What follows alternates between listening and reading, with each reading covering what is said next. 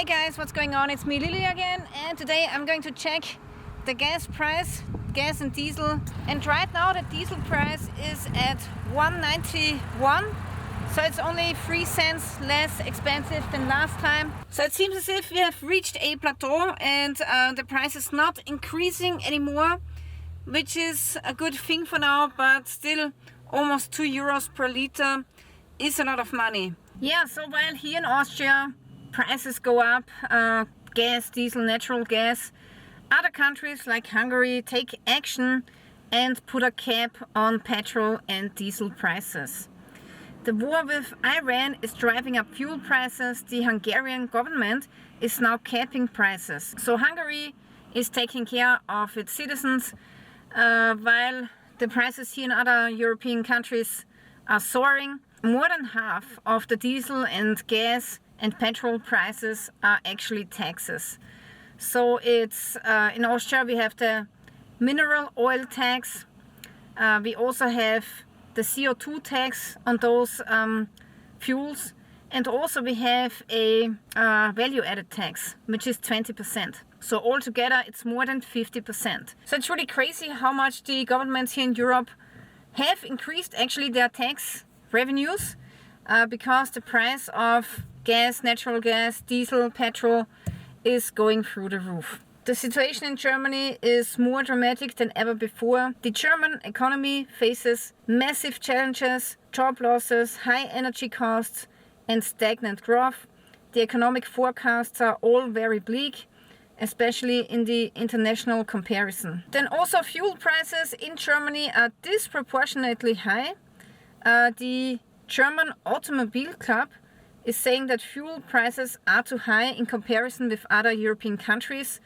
So either somebody is price gouging or there's something else going on with the price, but in comparison it's just too high. Also, the oil shock will last longer than expected because of the Iranian war.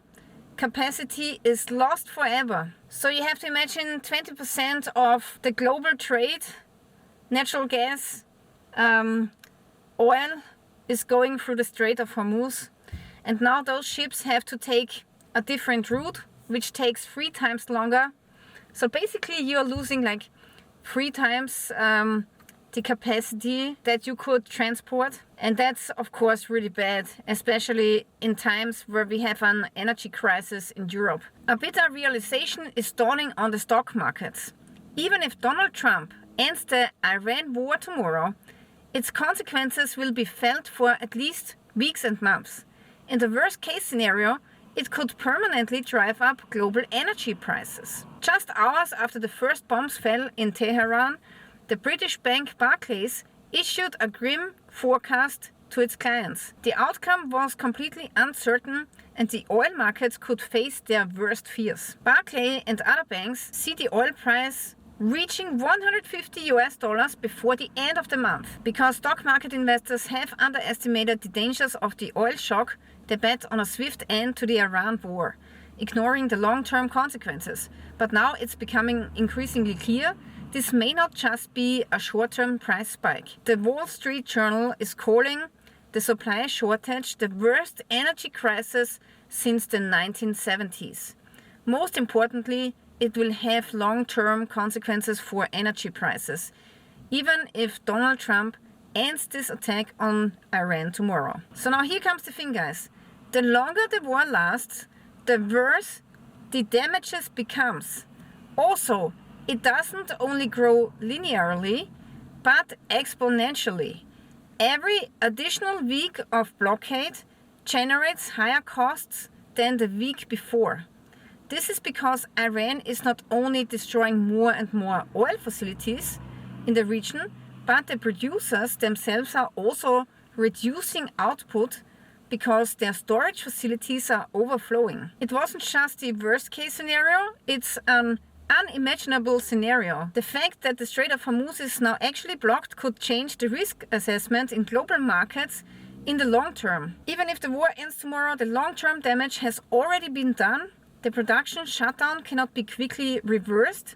It's not like a tap that you can just turn back on. Also, what a lot of people don't realize is that because once the pressure in many of the older oil fields in the Gulf has dropped, it is very difficult to restore it. Alright, before we continue with the news, I would like to let you know that actually my channel is shadow banned. Some subscribers are getting unsubscribed from my channel. Some subscribers, they are not getting the videos I'm producing, and because of this I have to take up sponsors. And one of my sponsors is the company Odenwolf. They produce really nice, high quality knives for a very good price. And this one here is one of their models. This is the Odenwolf W Scandi. It's a really nice outdoor knife, bushcraft knife, very sharp. It comes with D2 tool steel, looks really nice, high quality, great sheath, fits very snug, there's no rattling whatsoever.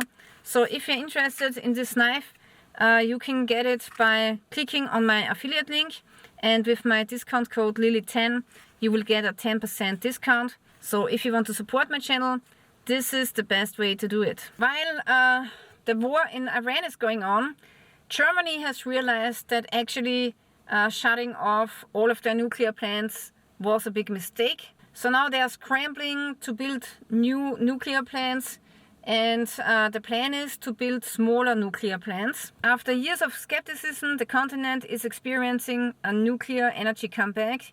The EU plans to invest millions in new mini reactors. This way they want to become less dependent on Russia. There needs to be said that it takes a lot of time to build nuclear reactors. A lot of the parts are custom made, so it will take 15 years to build about 20 nuclear plants in Germany. Sometimes they have to build one after the other because of the parts, and it's not that easy to rebuild the energy structure in such a short time. So that means at least for 15, maybe 20 years, we will still have and be in an energy crisis. And that will keep the food prices high, that will keep electricity prices high, that will keep everything high, right? That will also make us Europeans less competitive because our industry is suffering. And that means that the middle class is slowly eroding. Also here they are saying that laptop prices will become up to 40% more expensive. Laptop price shock. Rising costs for storage and processors could soon drastically increase the price of mid-range notebooks. Budget devices will be hit particularly hard. The reason for this is the exploding costs of RAM, SSDs and mobile processors. So maybe if you need a laptop, a new one, better purchase it now than later. Also, what's really interesting is that fertilizer prices are rising rapidly as well. Manufacturers could soon halt production. This is because of key raw materials have become significantly more expensive. So if you're a farmer right now in Europe and you have a tractor and you want to sow some seeds on the field or plant some potatoes, the fuel will cost you a lot more, but also the fertilizer is going to cost you a lot more. Now here they're saying if the Strait of Hormuz keeps being blocked and we have to rely on oil reserves, those reserves will only last for 3 months until summertime. Even after nearly 2 weeks of heavy airstrikes by the US and Israel, the regime in Iran is still considerably stable.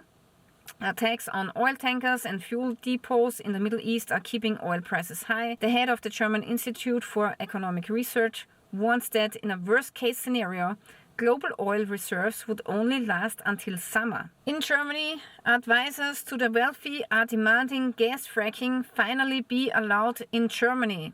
The longer war with Iran lasts, the more drastic the consequences for Germany will be. Therefore, a lot of advisors they demand that gas fracking will become legal. Economist warns of 6% inflation.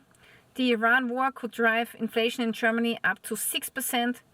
An economic expert warns of a 4th consecutive recession. If the war lasts more than 4 weeks and Iran continues to destroy oil and gas facilities in the Gulf states, the oil price could be more than $150 per barrel. And also the gas storage tanks in Germany are only at 20% anymore. So this is not enough to bring us through the next winter. German corporate insolvencies reach highest level since 2014. 24,000 companies filed for insolvency, 10% more than the previous year. Some experts are warning that we could actually run out of fuel in Europe. So one CEO of a oil refinery in Austria is saying that actually people should drive less. In the event of a fuel shortage, it is quite clear how consumers should behave. If there is a shortage, then we must save fuel. Driving less, driving slower, there's no way around it. Alright guys, so this is the news for today. I have to say, people don't realize how bad the situation is. This is really bad. And we have been in an already very precarious situation in Europe with the energy crisis. But now the Iranian war and what's going on around it, this is going to break the neck of most middle-class people here in Europe. And yeah, hard times ahead. Even if Germany builds new nuclear reactors, it's gonna take 15 years. So we are going to be in a recession for a long time. So we will see. We will see how this will pan out. But right now it doesn't look too good. And if you want to get more news like this, then make sure that you're subscribing to my channel. Also check if you're still subscribed, because it could be that YouTube has unsubscribed you from my channel. Okay, so this is it. Thank you for watching and stay tuned till next time.